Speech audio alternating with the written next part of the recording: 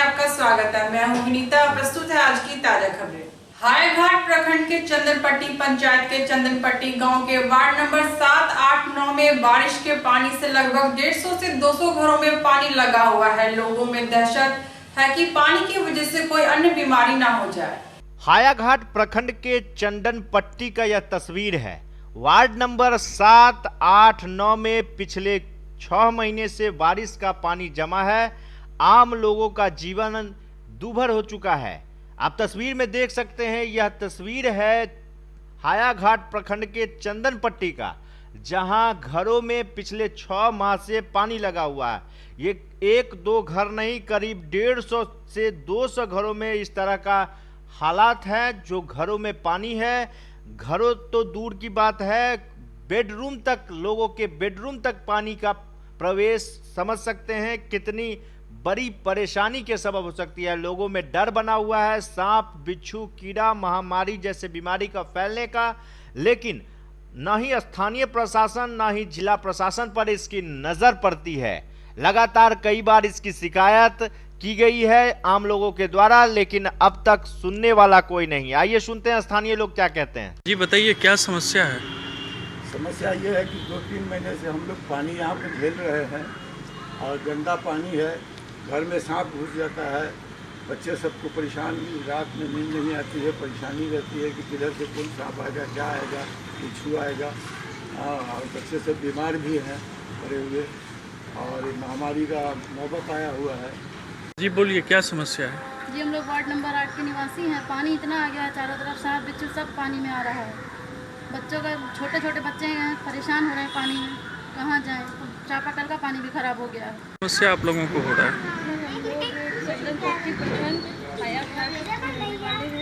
इतना पानी आ गया है, जल जमाव हो गया है, बहुत दिक्कतें आ रही हैं। बच्चे सबको बीमारी ने घेर लिया है। चापाकल का भी पानी हम लोग पी रहे हैं तो बहुत बदबूदार हो रहे हैं, महक बहुत आ रही है, जिससे बच्चे लोगों को जब से पिलाना शुरू किए हैं तब से बीमारी भी घेर लिया है। क्या समस्या है आपके पंचायत में? ये हम लोग पंचायत चंदनपट्टी प्रखंड हायाघाट जिला दरभंगा वार्ड नंबर 7, 8, 9 के निवासी हैं, जो करीब 100 से 150, 200 के लगभग घर। सारे घरों में पानी घुसा हुआ है। सारे बच्चों को परेशानी हो रही है, लोग बीमार पड़ रहे हैं, लोगों को खाना बनाने में परेशानी है। पानी बहुत दिनों तक जमा रह गया है और रहेगा। इसकी निकासी का कोई प्रबंध नहीं है। हम लोगों को प्रशासन से संपर्क किए तो थोड़ा आया, लेकिन गांव के कुछ लोग इसको पानी निकासी नहीं होने दिए। इससे हमसे सरकार से अनुरोध है कि वो इसमें पढ़ के इस पानी की निकासी का प्रबंध करें और हम लोगों को महामारी से बचाएं। क्या नाम हुआ आपका? मेरा नाम हुआ लायक अली।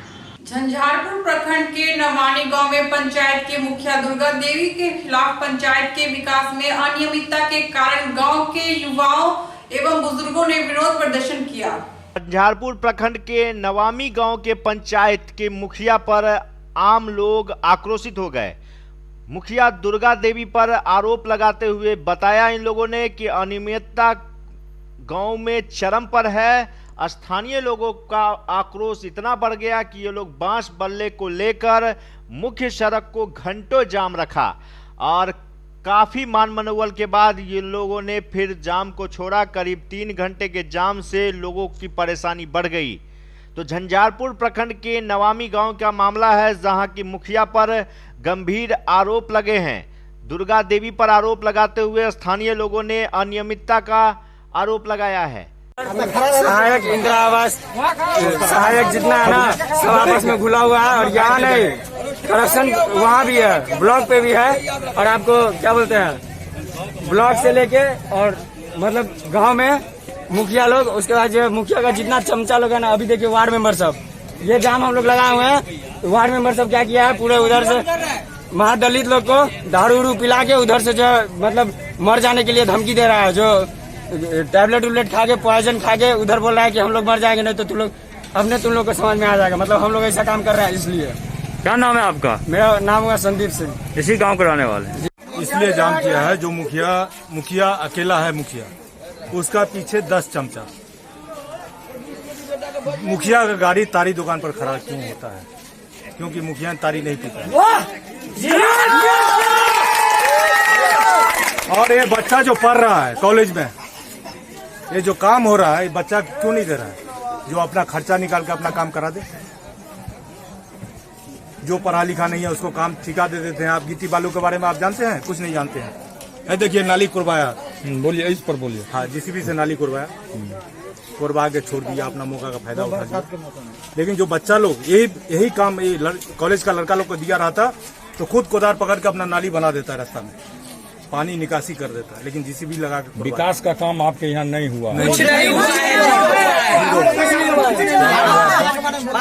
क्या नाम है? मेरा नाम है श्रीलाल। बिजली विभाग द्वारा बिजली पोल लगाने के दौरान कई जगह पाइपलाइन क्षतिग्रस्त कर दिया गया, जिससे मुख्य सड़क पर कई फीट पानी जम गया है। स्थानीय लोगों को आने जाने में परेशानी होती है। लोगों का कहना है जल्द ही पाइपलाइन दुरुस्त नहीं हुआ तो उग्र आंदोलन किया जाएगा। बिजली विभाग द्वारा बिजली पुल गाड़ने के दौरान कई जगह पाइपलाइन क्षतिग्रस्त कर दिया गया है, जिससे मुख्य सड़क पर कई फीट तक पानी जमा हो गया है। इसके लिए बिजली पोल गाड़ने का काम ईस्ट इंडिया कंपनी द्वारा किया जा रहा है। वार्ड नंबर 37 में भी पाइपलाइन क्षतिग्रस्त होने की वजह से मुख्य सड़क पर आवागमन में दिक्कत का सामना लोगों को करना पड़ रहा है। इस संबंध में नगर निगम के वार्ड पार्षद मोहम्मद रियासत अली ने जिलाधिकारी को पत्र लिखकर अवगत कराते हुए कहा है कि ईस्ट इंडिया कंपनी के द्वारा पोल गाड़ने के दौरान वार्ड 37 में इमामबाड़ी मोहल्ला में पानी का पाइप पूरी तरह से क्षतिग्रस्त कर दिया गया है। पानी बहने लगा है, जिससे 2 महीना से उसी तरह से पानी बह रहा है, जिसकी जानकारी बिजली विभाग के सचिव इंजीनियर को भी दी गई, लेकिन इस पर कोई कार्रवाई और ना ही कोई समाधान किया गया। ज्ञान होता है, सब कुछ दिन पर पड़ता है, गाड़ी घोड़ा चलता है तो बहुत दिक्कत। क्या चाहते हैं आप? इसको ठीक करवाने के लिए चाहते हैं। पानी बहुत जियान हो रहा है। सप्लाई वाला पानी आता है? नहीं, सप्लाई वाला पानी नहीं, बंद हो गया है। हाँ, ये सप्लाई वाला पानी है? हाँ, सप्लाई वाला है। टंकी बड़का फूटा हुआ है। की नाम भेल? हमारा रेणु देवी। जो है दीपक कुमार का ये पानी वाला बिजली वाला नहीं गाने आया था, वो गाने में उससे नाचने वाला में से उखड़ गया, टूट गया। तो अभी तक गड्ढा है, अब पानी कभी रुकता है। पाइप मटका 4 इंच जो पाइप है फूटा हुआ है, पाइप में से वो कनेक्शन नहीं किया, दूसरे पाइप कनेक्ट करके ये टूट गया। कितना दिन से है ये कम से कम 1 महीना।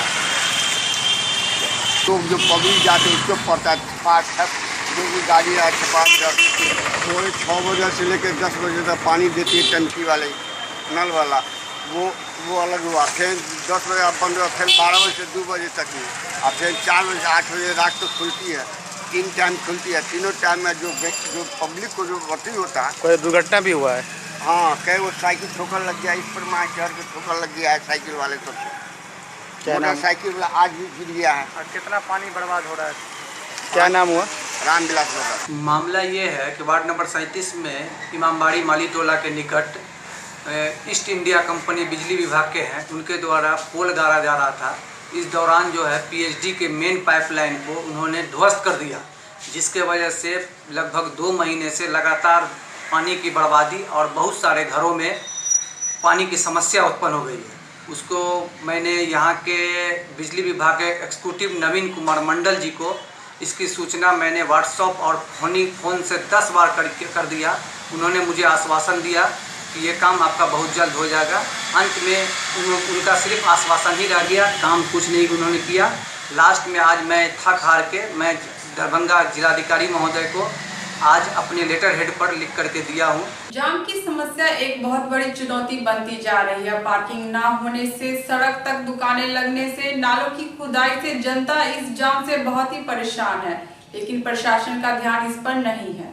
कोरोना जैसे संकट काल में सरकार ने भले ही अनलॉक 4 कर आम लोगों को राहत जरूर दी है, लेकिन जो तस्वीर दिख रहा है वह तस्वीर देखकर अंदाजा लगाया जा सकता है कि आने वाले समय में कोरोना और भी गंभीर रूप ले सकती है। यह तस्वीर बेता चौक लहरिया सराय के अलावे दरभंगा टावर का है, जहां दिन भर लोगों का इसी तरह का जाम सड़क पर देखने को मिल रहा है। शहर में करीब 2-2 किलोमीटर तक लंबा जाम लग रहा है। 10 मिनट की जगह पर लोगों को 2 घंटे, आधे घंटे, 1 घंटे समय लग रहा है। गंभीर स्थिति को देखते हुए कई बार पुलिस ने इसकी गंभीरता दिखाते हुए कार्रवाई करते हुए सड़क जाम को तो हटाया, लेकिन लगातार इस तरह के तस्वीर आना कोरोना जैसे संकट काल में आम लोगों के लिए बड़ी खतरा है। ये है कि जाम का समस्या बहुत ज़्यादा लग रहा है अभी इधर आकर, जब लॉकडाउन के बाद जब मार्केट खुला है से लेकर जाम में बहुत बड़ी समस्या हो रही है। जहाँ जाना था 10 मिनट लगता था टाइम, वहाँ 1 घंटा लग जाते हैं। बहुत बड़ा परेशानी यहाँ पर सब तरह बहुत ज़्यादा जाम लग रही है। यहाँ पुलिस प्रशासन व्यवस्था पर इलाज चल रहा है, जो कि बेता चौक से हम चले हैं, हमको जाना था वहाँ जाने में हमको 10 मिनट लगता है, 5 मिनट, वहाँ 1 घंटा वक्त लगा। ज़्यादा जाम हो जाते हैं, रोड में ज़्यादा जाम। प्रशासन से क्या मांग है आपकी? प्रशासन इसका कुछ करे, भीड़ भाड़ जाम से निजात दिलावे। प्रशासन तो जगह जगह ट्रैफिक पुलिस खड़ा कर रखा है, फिर भी जाम लग रहा है। भी जाम लग रहे हैं चारों, मगर पार्किंग का दिक्कत है, यही सब लेकर सारा व्यवस्था दिक्कत हो रही है। आपका शुभ नाम? मेरा नाम शुभ नाम मोहम्मद अली हसन हुआ। मंगलवार को सदर प्रखंड के गेहूं में आयोजित green Indian youth women development society से जुड़ी महिलाओं द्वारा बैठक आयोजित की गई। बैठक में प्रदीप ठाकुर को पाक चादर से सम्मानित किया गया। प्रदीप ठाकुर ने कहा, महिलाओं की भागीदारी से बेटी बचाओ बेटी पढ़ाओ अभियान का होगा पूर्ण सफल। बेटी बचाओ बेटी पढ़ाओ अभियान में सभी वर्ग के लोगों का जबरदस्त सहयोग मिल रहा है। महिलाओं की भागीदारी भी अब बड़ी संख्या में हो रही है। महिलाओं की भागीदारी भी सफलता की असली कुंजी होगी। उपरोक्त बातें भाजपा बेटी बचाओ बेटी पढ़ाओ प्रकोष्ठ के प्रदेश प्रवक्ता प्रदीप ठाकुर ने कही।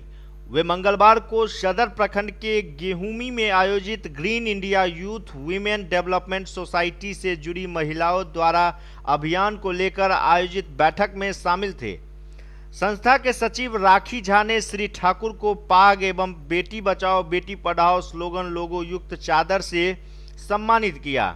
श्री ठाकुर ने कहा कि उनके अभियान को देखकर संस्था के सदस्यों ने संपर्क किया और जुड़कर काम करने की इच्छा जताई। इसी को लेकर आज बैठक आयोजित की गई थी। संस्था की महिलाओं ने जो उत्साह दिखा, उससे यकीन हो गया कि दरभंगा की एक भी बेटी ऐसी नहीं बचेगी जिसका सुकन्या खाता नहीं खुल सकेगा। उन्होंने कहा कि बेटियों का ख्याल महिलाओं को ज्यादा रहता है, अतः वे भावना से काम कर सकती है। संस्था के सचिव राखी झा ने कहा कि प्रदीप ठाकुर के अभियान को मीडिया एवं सोशल मीडिया में लगातार देखकर लगा कि हम लोगों को भी आगे बढ़कर सहयोग करना चाहिए। हम लोगों ने बेटी बचाओ बेटी पढ़ाओ अभियान को घर घर तक पहुंचाने का संकल्प लिया है। बैठक में संस्था के एमडी संजय झा, नंद कुमार झा, विकास झा, किरण राय, आरती झा, सुनीता देवी, अंजलि कुमारी, रागिनी देवी, कामिनी देवी, पूनम देवी, रंजू देवी सहित कई लोग मौजूद रहे। काज महिला से शुरू थे और हर महिला जुड़ल छथिन काज से। हमारी विश्वास है जे हम अधिक से अधिक महिला के रोजगार देवन और हमार विश्वास है जे पूरा 100 गोटा महिला सब जते काज में आगा बढ़ेथिन ओते बहुत नीक हेतै। और या हम कह चाहै छी जे हम हर महिला से कहैत रहै छी, हर व्यक्ति से, हर बेटी, हर बहिन, हर माय से सब गोटा ई काज करू, सबके लाभ हैत। आ ई काज करबै तऽ बहुत देश आगा बढ़तै आ हम तो एकदम सक्षम हेबै। एक सोसाइटी है green India youth women society, और मूलतः अभी ये सोसाइटी काम कर रही थी, ये महिलाओं के क्षेत्र में ही काम कर रही थी। सैनिटरी पैड का काम है इन लोगों का, और सस्ते दर पे और फ्री ऑफ कॉस्ट भी ये लोग करते हैं, तो हर महिलाओं को ये प्राप्त हो सके, तो इस क्षेत्र में ये लोग काम कर रहे हैं। अब भी चूँकि इन लोगों का भी लक्ष्य है कि हर घर तक पहुँचना, और इधर इन लोगों ने मुझसे संपर्क किया। चूँकि मेरा भी है बेटी बचाओ बेटी पढ़ाओ का मैं प्रदेश प्रवक्ता हूँ, और दरभंगा जिला में सबसे पहले हर घर तक पहुँचने की चाहत रखता हूँ, जिससे हर बेटियाँ सुरक्षित हो सके। उसके बाद फिर दरभंगा से बाहर पूरे बिहार में इस अभियान को हम लोग चलाएंगे। तो इन लोगों से जो संपर्क हुआ, तो मैंने इनको रास्ता भी बताया, उपाय भी बताया कि कैसे हर घर तक पहुंचेंगे, कैसे हर बेटियों को सुरक्षित करेंगे, और इन लोगों का काम अवेयरनेस का काम है। लहेरियासराय रैन बसेरा की इंचार्ज ममता ने नगर निगम पर आरोप लगाया है कि रैन बसेरा की व्यवस्था को वो खुद के पैसों से करती है। लिखित व मौखिक आवेदन देने के बाद भी उन्हें कोई उम्मीद नहीं दिख रही है। लहेरियासराय में स्थित बना रैन बसेरा नगर निगम की लापरवाही की एक जीता जागता सबूत बनता जा रहा है। जब अनलॉक 4 चालू हो चुका है, बस गाड़ी चलने लगा, तब बस स्टैंड स्थित रैन बसेरा का हालत दिन प्रतिदिन बिगड़ते जा रहा है।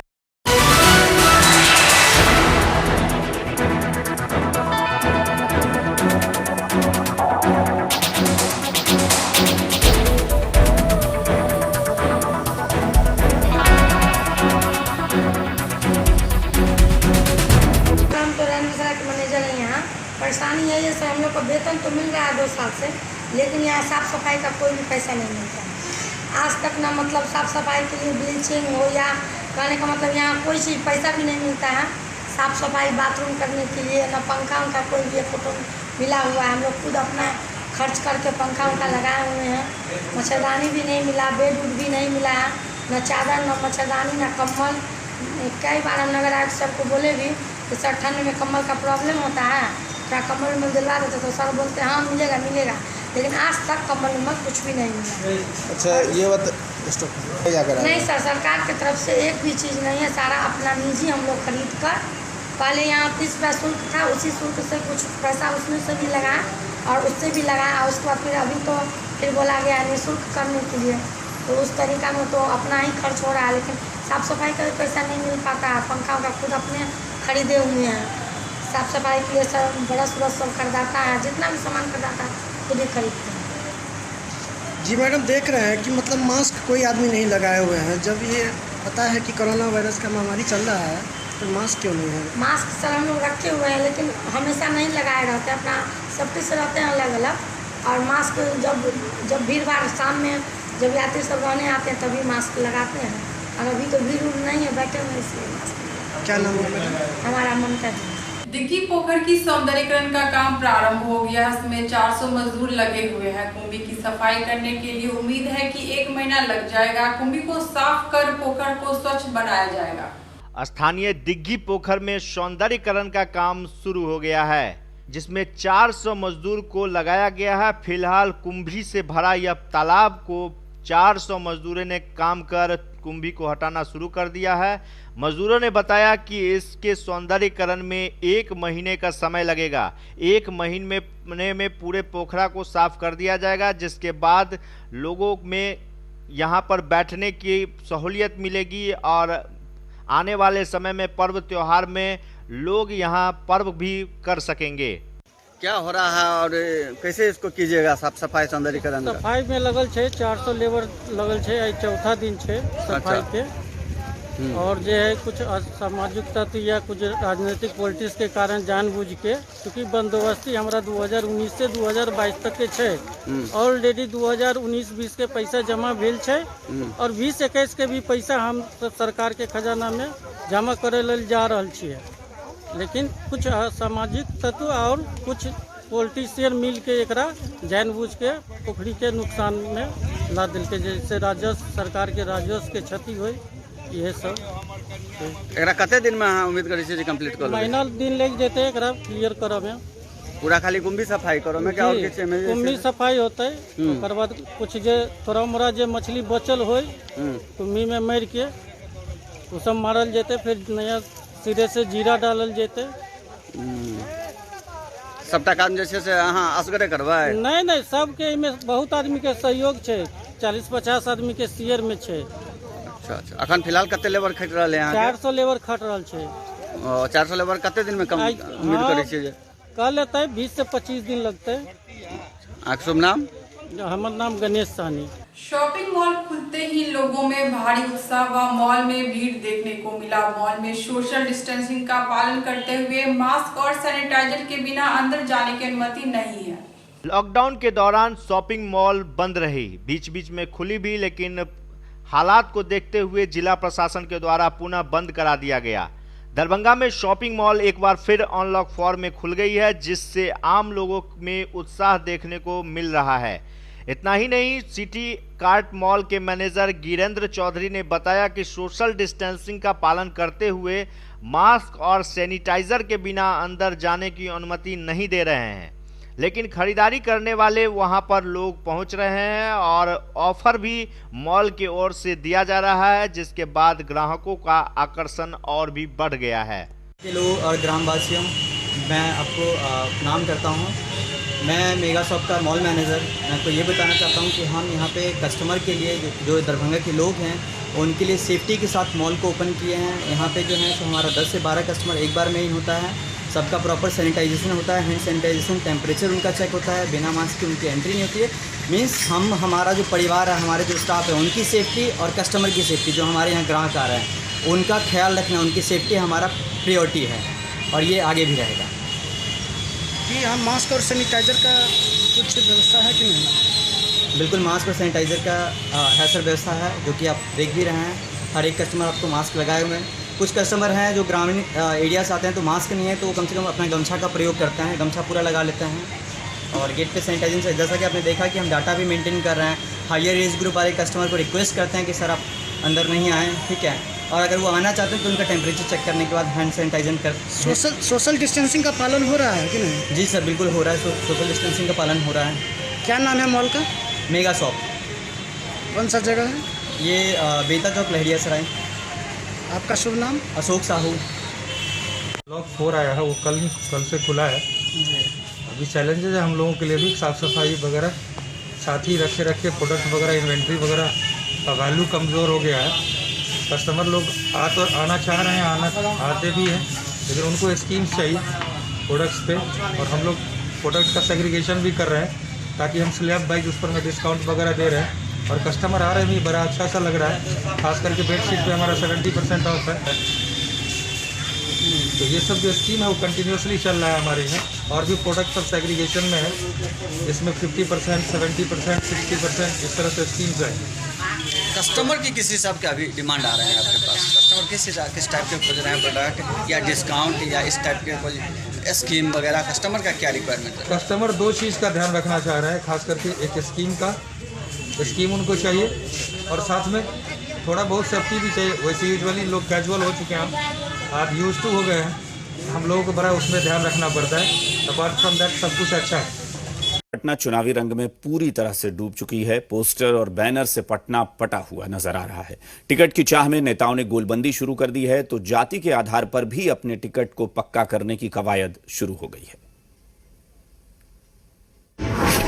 जुटने लगे टिकट के दावेदार, जाति बनेगी टिकट का आधार, फिर जातिगत समीकरण होगा हावी, पीछे छूटेगी विकास की राजनीति।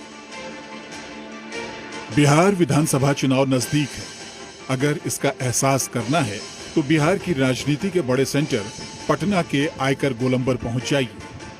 जहां तक नजर जाएगी बस पोस्टर ही पोस्टर नजर आएंगे।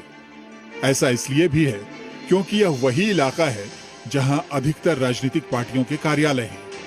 अगर इन पोस्टरों पर आप गौर करेंगे तो एक खास बात आपको नजर आएगी, वो है अलग अलग राजनीतिक दलों से टिकट की चाह रखने वाले नेताओं के जाति सूचक पोस्टर। अनुसूचित जाति मोर्चा तो तेली समाज, नुनिया समाज, इसके अलावा डांगी समाज या फिर डोम समाज को बराबर की हिस्सेदारी, चंद्रवंशी समाज और ऐसे ही तमाम सारे क्षत्रिय समाज महासभा और ऐसे ही तमाम सारे जो जातिगत सूचक जो हैं पोस्टर बैनर अटे पड़े हैं। चुनाव सामने में है, ये कोई पहला बार नहीं है, पहले भी ऐसे ही जात के नाम पर पोस्टर बैनर पंपलेट लगते रहे हैं। जाहिर है चुनाव नजदीक आते ही विकास की बात पीछे छूटने लगी है और एक बार फिर जाति की तरफ बिहार की राजनीति मुड़ने लगी है। वैसे जाति की राजनीति बिहार में वर्षों से चला आ रहा सच है। उम्मीदवारी की आस में नेताओं ने यह पोस्टर इसलिए लगाए हैं ताकि उनकी पार्टी के आका की नजर पोस्टर पर पड़े और जाति के आधार पर टिकट पक्का हो जाए। आखिर हो भी क्यों ना, राजनीतिक पार्टियां भी तो चुनाव की आहट के साथ ही जाति सम्मेलन करने में जो जुट गई हैं।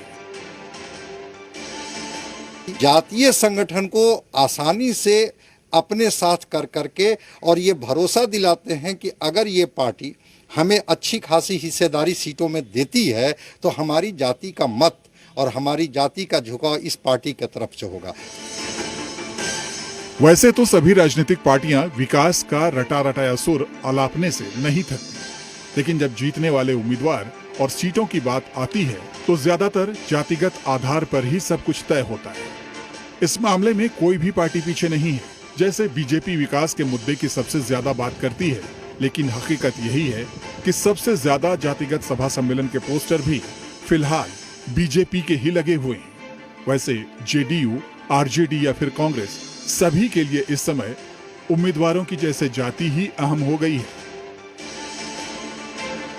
कास्ट फैक्टर ही जो है यहाँ के चुनाव के सारे रिजल्ट्स को इन्फ्लुएंस करता है। तो सारे लोग अब जो आप जो बता रहे हैं पोस्टर्स की बात, तो सारे लोग अपने आप को अपने स्ट्रेंथ को शो कर रहे हैं कि मेरे कास्ट का इतना ये है, इसका ये है, और वो सारा कुछ है वो टिकट के लिए। सो बिहार में तो चुनाव बगैर कास्ट के हो ही नहीं सकता। कास्ट फैक्टर सबसे बड़ा फैक्टर है। चुनाव सामने है। कोरोना संक्रमण काल में परिस्थितियां विपरीत हैं। उत्तर बिहार में बाढ़ की विभीषिका है। फिर भी बिहार विधानसभा चुनाव मुद्दा आधारित न होकर जातिगत गोलबंदी पर आकर टिक जाए तो इससे विकास के मुद्दे की गंभीरता का अंदाजा लगाया जा सकता है। राजनीतिक पार्टियां भी जात के नाम पर उम्मीदवारी तय करती है और यही वजह है कि हर जात के अपने अपने पोस्टर बैनर उम्मीदवार अपने नाम के साथ लगा रखे हैं और पटना शहर इससे अटा पड़ा है। आज की खबरें अब यही संपन्न हुई। दीजिए मीता को पूरी टीम के साथ इजाजत। धन्यवाद।